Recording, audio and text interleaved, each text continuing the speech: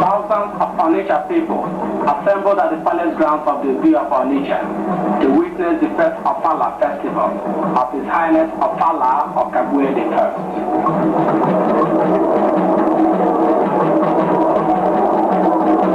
The government of the Midwestern state, well known for its deep and abiding respect for natural rulers, has sent a delegation of 41 chiefs to honor this special traditional occasion.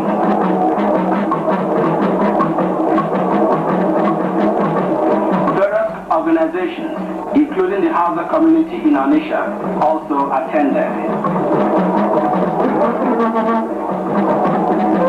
Chief C.O. Nebe, the Ichie of Oka, and other chiefs from neighboring towns and villages arrived in time to watch the cultural pageantry.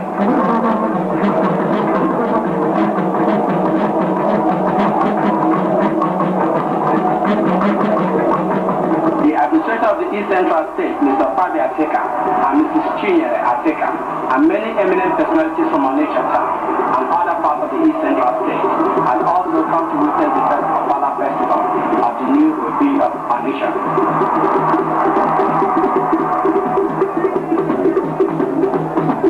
Richly adorned in the customary ceremonial robes, attended by his retinue of music makers, one of the first-rank traditional chiefs arrived in grand style.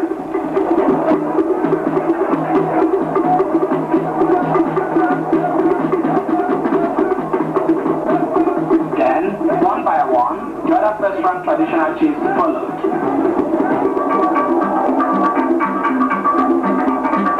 The Ogene of Onitsha, Chief Mwokedi, danced to Egwuota.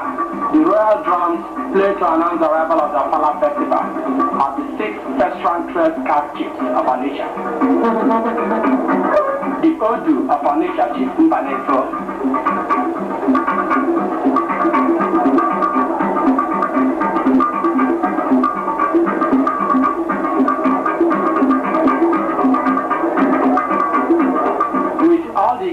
Cheers, our first-rank red caste chiefs then assembled.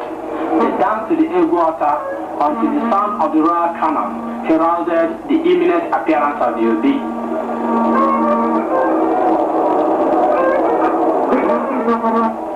The story of Ofala in Onitsha is as ancient as the institution of the bishop itself.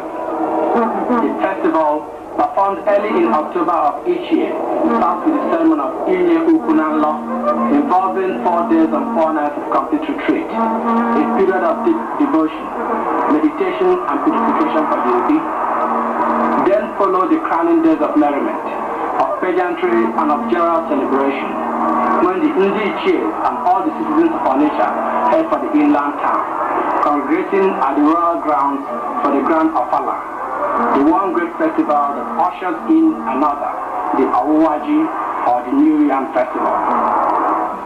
Dressed in his full royal regalia and attended by his special retinue, it is usual for the Obi to make 3 public appearances in order to inspect his subjects and to acknowledge the homage and greetings of his people.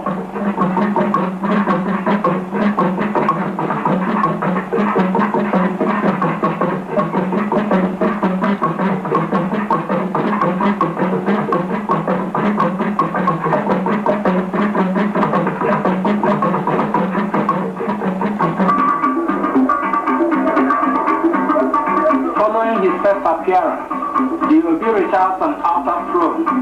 Then, all the Indian chiefs, dressed in gorgeous ceremonial robes, their heads adorned with crowns of brass and rich ostrich plumes, danced to the throbbing beat of Egwuota and advanced in descending order of rank to pay homage to the king.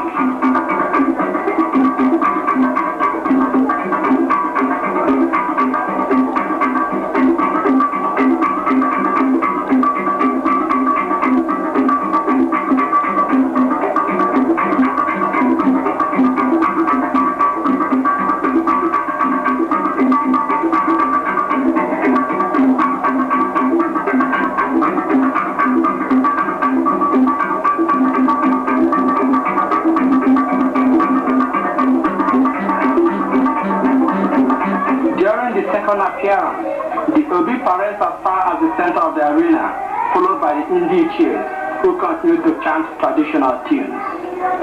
Later, he returns to his throne to receive the homage of visiting delegates, members of the Abalante Society, and other important members of the community.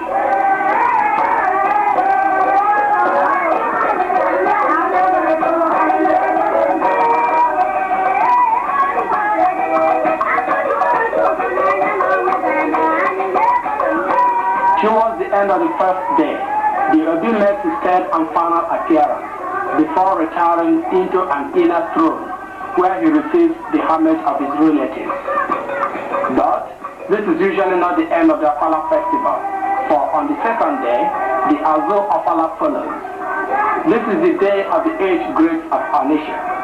The Obi, without his ceremonial robes, is on the throne to receive the special homage of his people. Groups of men and women dance at the court before the throne, chanting laudatory tunes to the Obi, while the presence of various societies in their elegant costumes heightens the day's ceremony.